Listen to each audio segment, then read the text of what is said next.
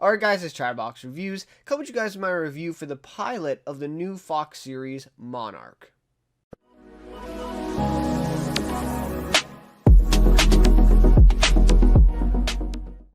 Alright, so the pilot for Monarch is finally here. It's been a long time in the making here. So first off, this series was supposed to premiere in January of this year, 8 months ago now.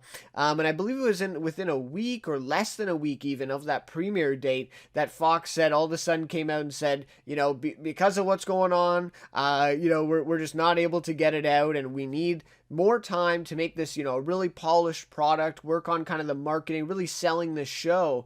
Apparently that took 8 months for them to do. Obviously they wanted to move it to the fall as well to get more eyes on it, right? Get more viewers. Fall season's obviously, the most common kind of season to premiere kind of a big show like this, at least in the world of network, right? Streaming, HBO, they've all changed that kind of dynamic, but, yeah, so that's what it is. 8 months later, here we are, and we're finally able to see the pilot of Monarch here, and see the season play out here. We have episodes coming out every week. I'm not sure exactly what they're doing with the Christmas. I'm not sure they're going to take a break, or how that's going to go. But as of now, I believe it's 13 episodes that we have so far for season 1, and we're going to see all of those in the coming weeks. So really looking forward to it. And this has just been a show that I've been kind of keeping on my radar for a bit. When I first heard, Trace Adkins was going to be in it, and it's this kind of, drama, kind of a family drama, kind of like Succession, I guess, on HBO, only in the country music world.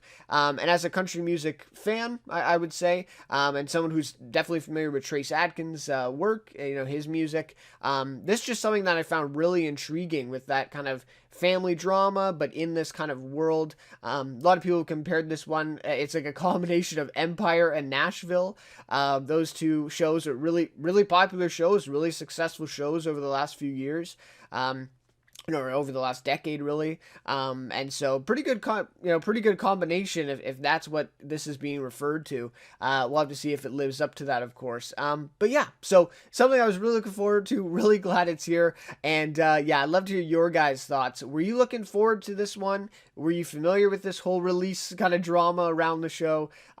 What are your thoughts if you've, seen this pilot episode now? Let me know what you think of it, bad or good. Love to discuss with you guys either way, of course. And if you enjoy this review, please leave a like and consider subscribing to the channel as well. Would really appreciate that.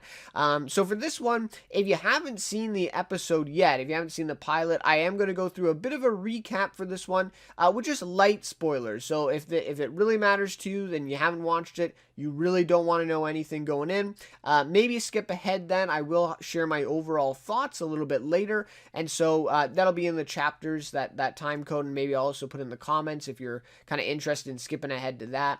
And I won't have any spoilers in that section there. But otherwise, if you're sticking around, this is kind of your spoiler warning here, and let's get into then a little bit of a recap for this pilot episode.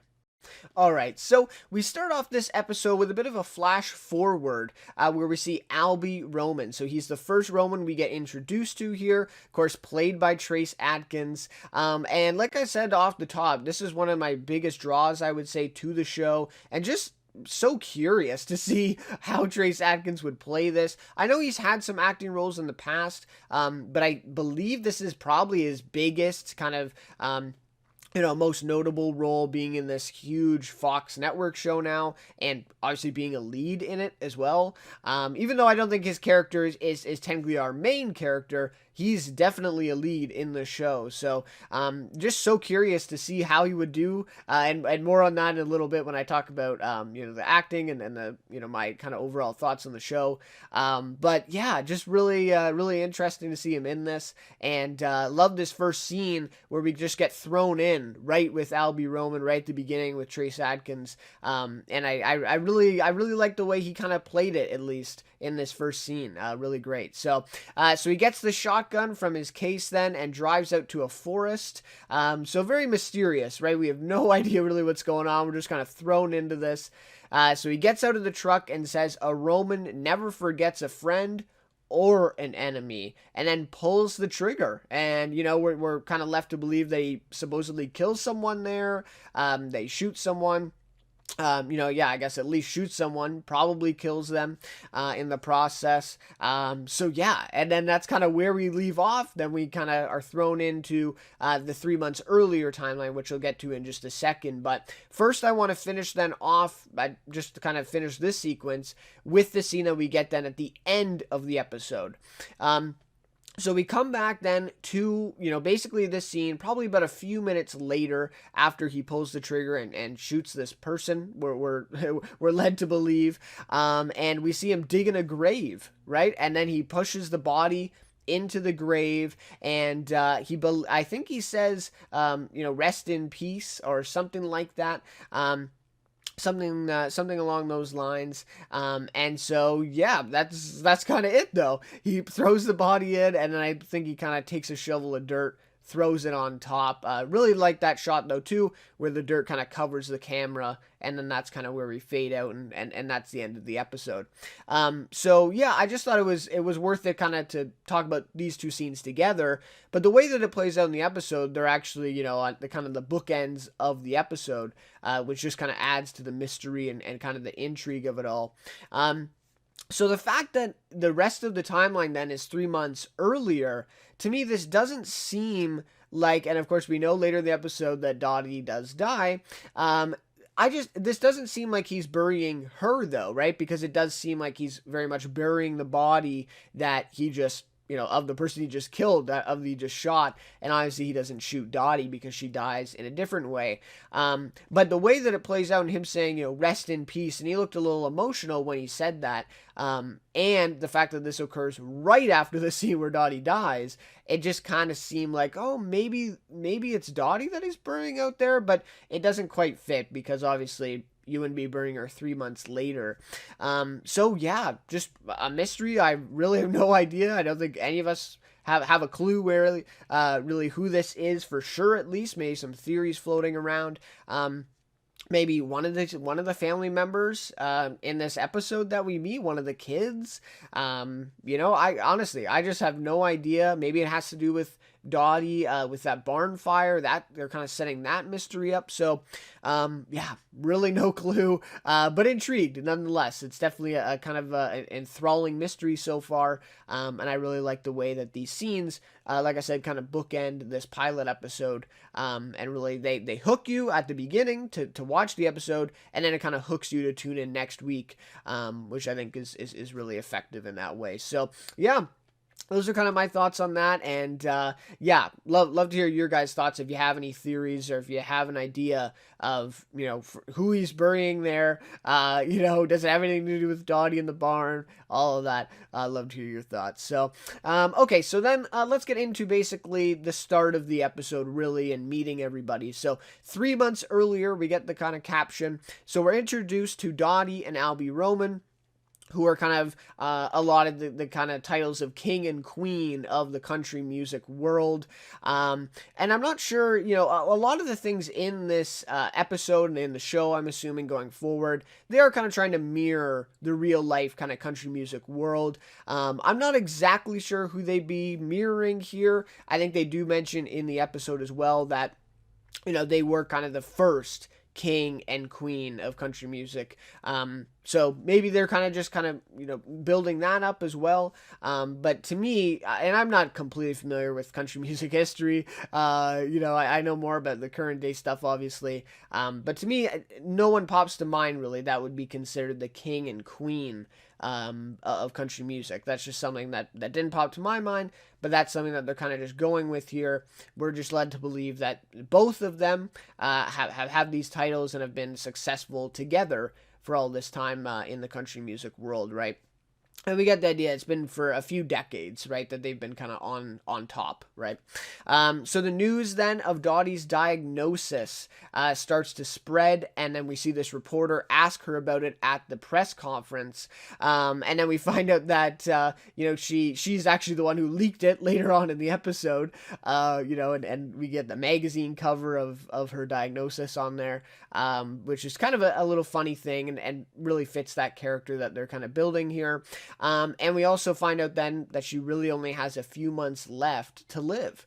And so, actually, the way this scene plays out, when this reporter asks, to me, I'm like, oh, that's just this, a dumb question about, her health that someone is just, asking about with no evidence. But then I like it because, later on in the episode, we find out, no, that was actually exactly true. And they were just, kind of the first ones to take notice of it, or maybe, hear it through the kind of the grapevine, if you will.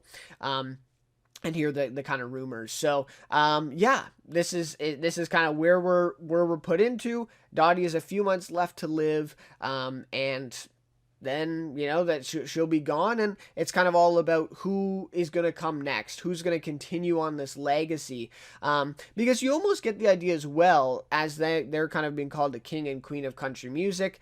We also kind of get the idea that they haven't probably performed, maybe Albie has, but Dottie certainly, you get the idea that she really hasn't performed in probably a long time. They kind of still hold these titles, but they're not like selling out arenas or stadiums, in the same way as kind of like the current stars are, right? That's at least just the idea that I got from it. So we then meet Nicolette Roman, or Nikki, who is played by Anna Friel. Of course, Dottie's played by Susan Sarandon. And I'll talk all about the performances, what I thought of all the actors a little bit later. But played by Anna Friel, really like Anna Friel a lot. She's been in a few shows that I've seen, and I think she does a fantastic job in this episode, playing this Nicolette Roman character. And like I said, more on that in a little bit. I'll get to that. So she's basically the next in line, right? She's kind of set up as the successor to Dottie, in that way, being the next kind of female superstar, kind of queen, if you will, of country music, to take up that mantle. But we also get the idea that she hasn't really lived up to that title, right? She has actually kind of failed to live up to these expectations of being the next big star, and she hasn't really broke through yet, even though, in a lot of ways she really should have by now. With this name and with everything attached, it would kind of make sense that she has, and she hasn't. So we don't know the reason for that, but I'm sure we'll find out as the series goes on. But there's definitely something there that's at play, because it just doesn't make a lot of sense, right? Why she wouldn't already be there at this point. So I'm really looking forward to kind of finding out more about that and kind of fleshing out that character for sure. So then she's greeted by her brother. I think she's playing on a stage. Her brother comes out, Luke Roman, and he's played by Joshua Sassy, I believe, or Sass. And I haven't seen him in anything, but I thought he was good, and kind of good to see him playing this role. I thought he, kind of fit that character well. And he's the acting CEO of the family's record company named Monarch. This was some of my favorite moments actually in this episode, was him kind of, navigating the kind of record, company world, trying to sign this new star. I thought that was a really interesting kind of look, and that's something I'm really looking forward to seeing more of, and them trying to kind of, pull back the curtain a little bit on the country music industry, and really explore some of those, kind of, kind of details, or kind of the inner circle of that world a little bit more. And I think they're going to be able to do that through his character, through Luke, the brother, as the CEO of the record company. So yeah, really looking forward to what we have in store for him. I really like what they set him up for. And then later on we meet Gigi Roman. So she's played by Beth Ditto, of course, who I think a lot of people know. I did not hear about her before this show. She's obviously a musical artist herself, so actually kind of like Trace Adkins coming into this. I don't think she's a natural actress, but obviously she's had some roles before. But we get the idea that she's kind of distanced herself, both from the family and from the country music world. She's kind of living her own life, kind of living out of the spotlight. And we obviously see this, and it's kind of, evidence, because at this red carpet event that they're having, the security guard doesn't even recognize her, right? She has to kind of, call to Nikki and say, like, I'm here, can I come in, right? And to get Nikki to tell the security guard, like, yeah, she's my sister. So even just the fact of showing that, I think, is really effective at saying, okay, she's the sister of this huge famous family. How does everybody not know her, right? Again, there's a reasoning behind that, why she's decided to kind of isolate herself from that world. And she doesn't really care about, obviously, being famous and being on, the covers, being well known, recognizable. She's just kind of living her own life. And so, again, we'll kind of dive into that more, but I really like what they set up for her as well. So, throughout this pilot episode, we learn more about the inner dynamics of the Roman family, with particular focus on Nicolette, or Nikki. And to me, I think she's essentially our main character, right? As the show continues, I'm sure she'll really be cemented as the main character, especially with Dottie, who, dies at the end of this episode. She actually almost is kind of the main character of this one, you could argue, or maybe they're both main characters. But after she is gone now, I think, for sure, it's going to be Nikki who's the main character, who we really are following here. And in terms of those dynamics, we also see that Albie and Luke, the brother or the son and father, do not get along very well. And so there's that dynamic. Then, of course, towards the end of the episode, Gigi and Nikki are kind of set up as, maybe in competition with each other. So a lot at play here. A lot at play with these family dynamics. It's not just, everybody gets along and it's all happy. We do see some kind of rift, some kind of tension there between these family members, and that's just going to add to the drama as we go forward. So of course, Nikki then is asked early on in the episode if she will help her mother Dottie basically go out the way she wants, which includes killing herself. She's gonna have basically do suicide by pills here, overdose, and kill herself, but in this way, she'll kind of go out the way that she wants to. She won't, have to,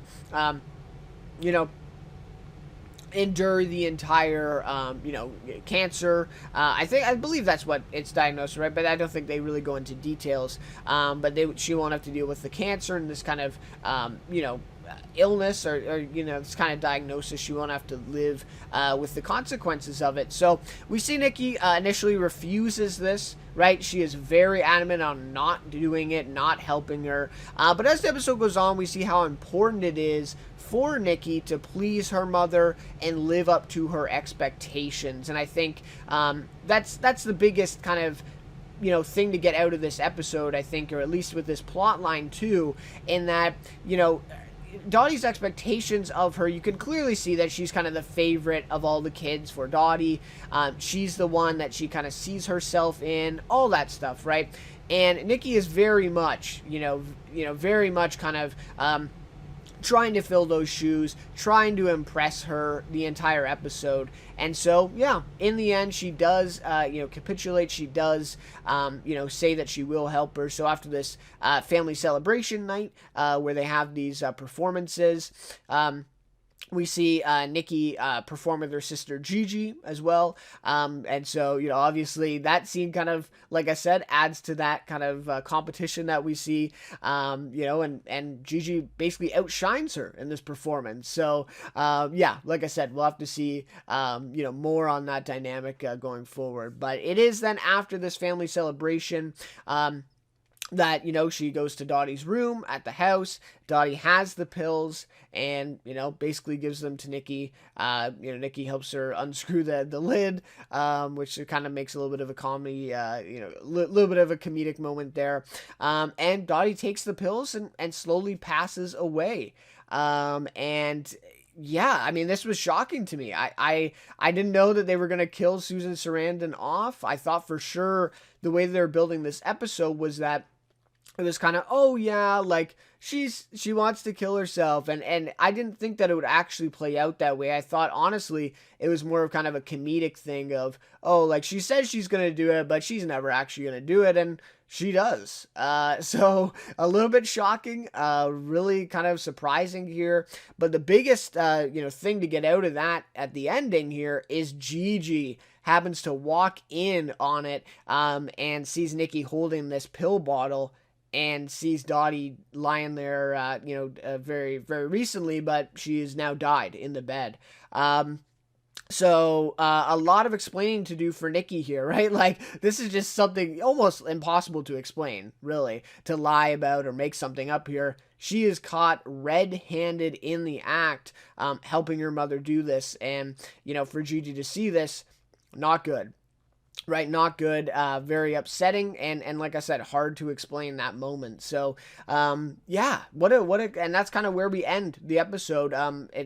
Except for, of course, that kind of ending scene with Albie burning the body, but that's kind of where we come to an end. So kind of an emotional, shocking scene at the end. And of course we have articles already coming out. I believe it's like the somebody high up at Fox came out and said like, no, Susan Sarandon's going to be in more episodes. Don't worry, guys, or whatever. And the way they've advertised this in the trailer, I have noticed that there are quite a few scenes actually with Susan Sarandon in them that we did not see in this pilot episode. So for sure she will be in the show going forward, but she really is dead. He did confirm that as well, that she does die in this episode. So yeah, like I said, shocking, really surprising. I didn't expect it. But yeah, that's kind of where we're left off here in this episode. So love to hear your guys' thoughts on what, what that scene was for you, what you thought of it, and were you shocked the same as me when we actually saw Dottie or Susan Sarandon's character die at the end of this episode. Alright, so now I'll just go over some of my overall thoughts of this pilot episode without any spoilers, or if anything, just very light spoilers off kind of the premise of the show itself. And kind of maybe a synopsis of this episode as well. But first I want to talk about the performances here, because we do have some big names in this cast. One of the main reasons that I was attracted to it in the first place. So Anna Friel is definitely the standout here for me. I thought her performance was actually pretty great for what she was given here. And this is network TV. We're not expecting, or maybe some people are, but I'm not expecting, an Academy, award-winning performance from this cast. But for what I was expecting, I thought she really did great here. I watched Anna Friel in a series on NBC, American Odyssey. Now I think it's almost 5 years ago that this show was on, and she was just so great in that. A really great show, by the way, that got canceled a little too early, unfortunately. But yeah, really liked her in that, and she's been in some more movies recently too that I've seen her in, just kind of smaller roles, but this is a big one for her. She was a lead also in that show as well, but to see her now in this lead cast of this show's definitely, a huge show on network now for Fox. They're really pushing this thing, really getting it out there, and want it to be big, right? So for her to be, to have this role, I think is awesome, and really great. And she's also British, but I think she nails the country accent for sure, the southern accent, if you will. I think she nails it. I think she just nails that kind of whole vibe of that lifestyle. Yeah, I think she deserves a lot of credit here. Really liked her performance in this pilot episode. And Susan Sarandon, obviously, just a perfect performance for this role. It almost felt like they wrote it for her really to play. I think she just absolutely nailed, the kind of comedic, bits of it as well, the more dramatic moments, at just everything. Just really nailed this Dottie character. And yeah, I guess that's kind of the main reason why it's so unfortunate that she's died now in this episode, and that we're not going to see, we're going to see her in more episodes, I guess, but not, definitely not in the current timeline, that's for sure.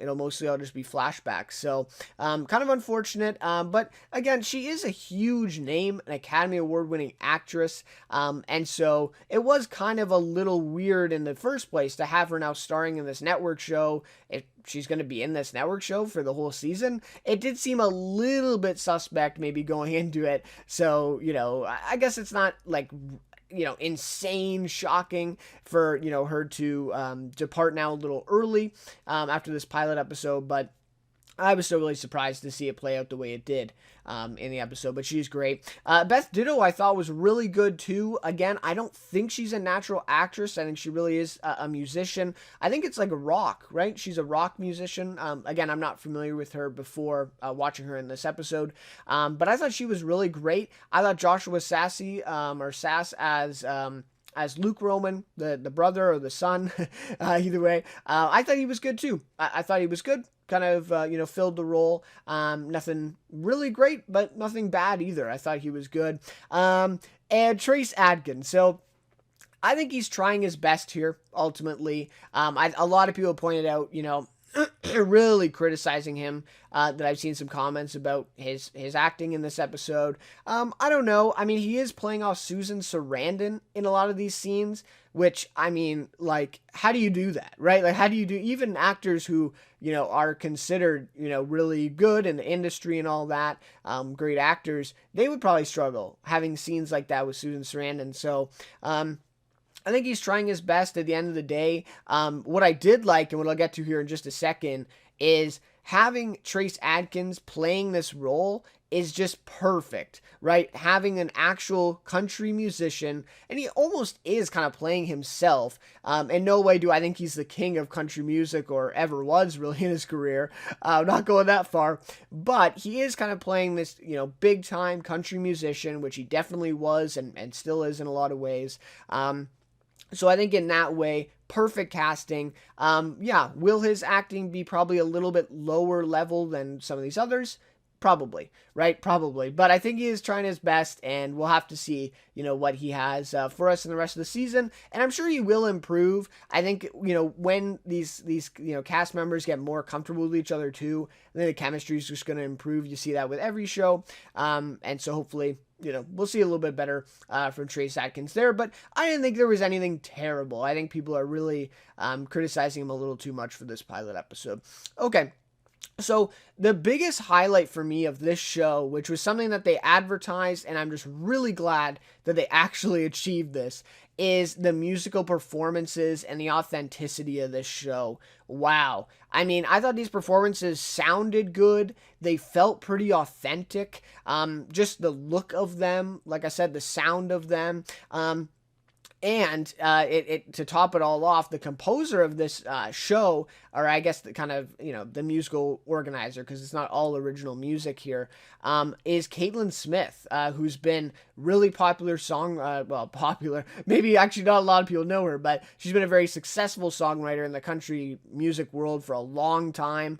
She also is an artist herself, but not as popular in that way. But so just, casting musical artists like Trace Adkins, like Beth Ditto, and even Anna Friel. I did see as well that she actually is a singer as well, and I thought you could definitely tell that. And to top it all off, all these actual musicians are actually singing in this episode. It's not dubbed music. There's not someone else with kind of backing vocals, really, they do that in movies and shows these days, where they have, the actors singing kinda, but it's really this other, voice that's kind of overpowering them. Anyways, these are all these actual, actors singing the music, and I thought that really came off authentic, and I really liked it. I really liked it. Yes, could we have had a really better, caliber actor than Trace Adkins? Sure. But could we have somebody as talented and as, authentic as playing this big country star? Not really, not really. Trace Adkins is perfect for that. And same with Beth Ditto. You can really tell that she is a singer as well. She really shined in this episode, obviously.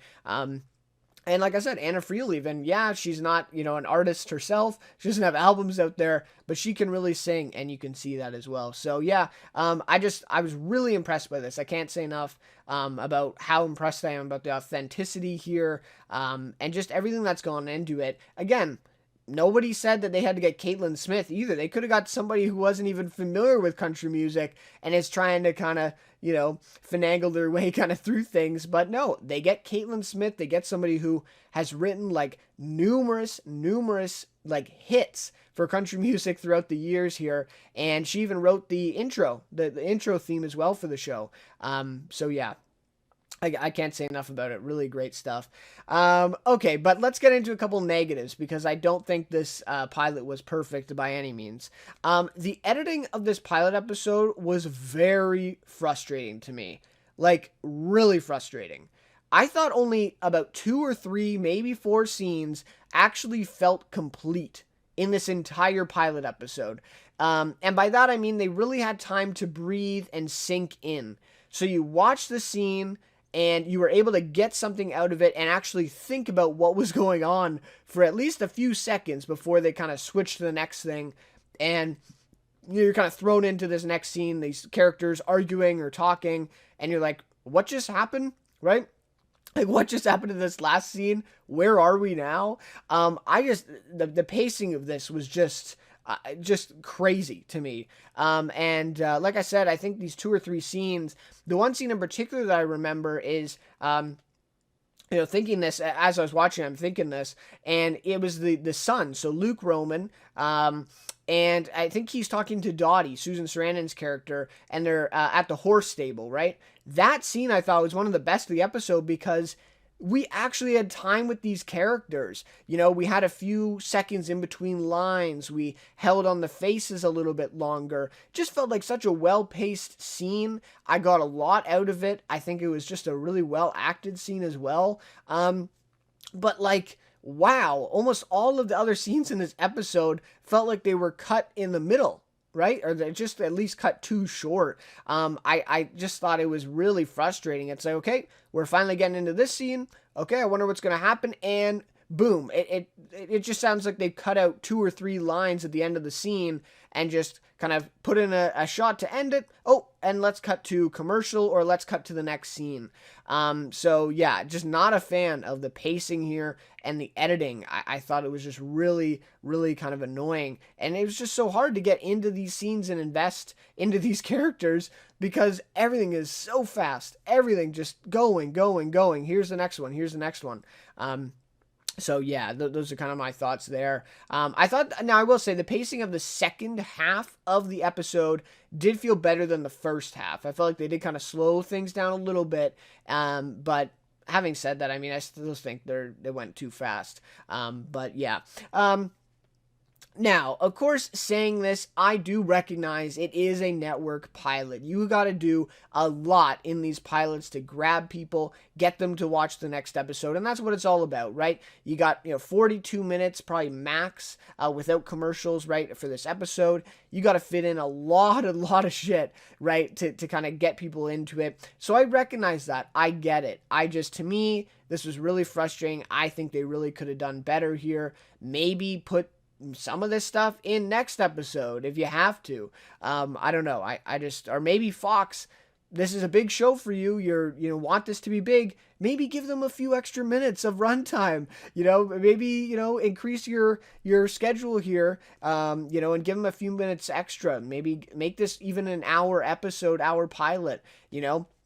Make it kind of a big event for people to tune into, and maybe we get more time with these characters. So, I don't know. I just think there's an opportunity there to extend this a little bit, and they failed to do that for sure, in my opinion. So, I thought the writing here was not the strongest, but nothing terrible either. Again, I thought the frantic editing here and the pacing just really didn't help the writing. I thought, like I said, I felt like they actually cut out lines here that were really important at the end of scenes just to keep it going, right? Just to keep it going. So because of that, I do feel like, the writing did suffer a little bit. Like I said, a lot of the scenes just feel abrupt and just not fully developed with these characters talking. The one scene that just sticks out to me right now is the scene with Dottie and Nikki, and, Dottie's kind of giving her the hat for the big performance. It's almost this crown, right? This cowboy hat, crowning her on her head. And it feels like we're in the middle of that scene. We're like just getting this kind of tender, emotional moment between the two. about how she wants Nikki to live up to, her expectations and live up to this, title of the next queen. And all of a sudden we just get this shot of Nikki trying on this hat in the mirror, and then we're skipping to the next scene. All right. So overall then, just to conclude, with my kind of overall thoughts of this pilot episode and where I see the series going, I think it has a lot of potential following this pilot episode. I think we set up a lot, like I set off during the recap as well. This dynamic of this family, I think, is really intriguing so far. The stuff they set up, with Nikki and Gigi, Luke and Albie. Those kind of, just those two relationships alone, I think are really interesting within this family. And then, of course, we get, lots of reveals about other kind of dynamics in the episode with these family members and people, without, spouses, like Nikki's husband. So I think there's just a lot of potential here with this pilot episode, but I'm not sure that this series will be able to reach it within this kind of network show. The way that Fox is trying to go with this show, I just am not sure that they'll be able to reach that potential. Really be able to realize that. Because of just the basic issues here that I have, at least in my opinion, with this whole model of this episode.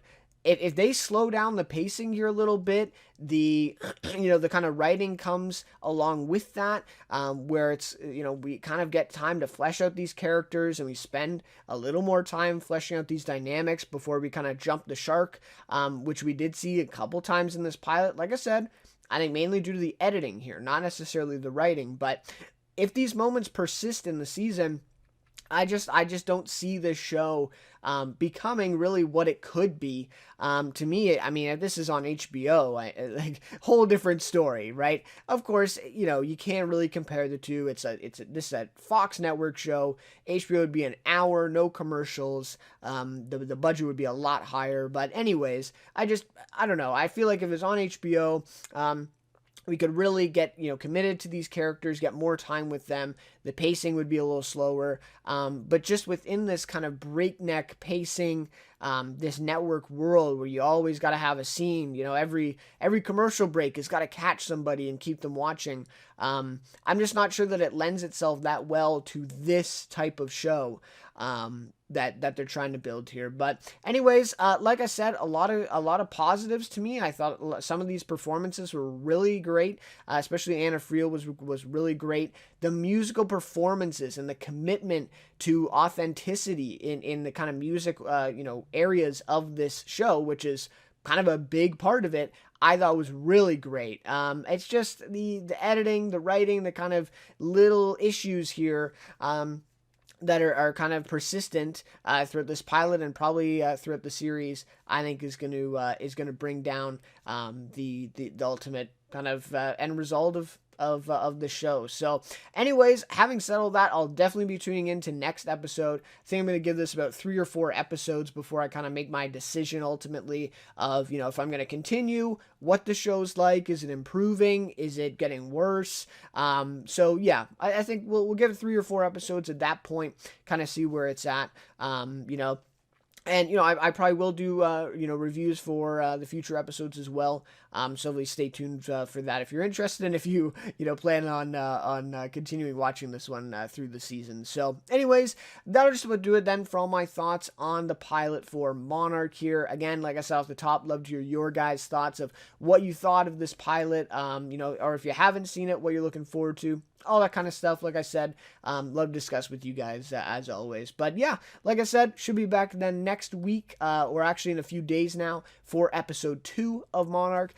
Do kind of at least a brief review of that one, kind of share my thoughts on where this one's going. So anyways, like I said, stay tuned for that for sure. But once again, thank you guys so much for watching this one, and we'll see you then in my next review.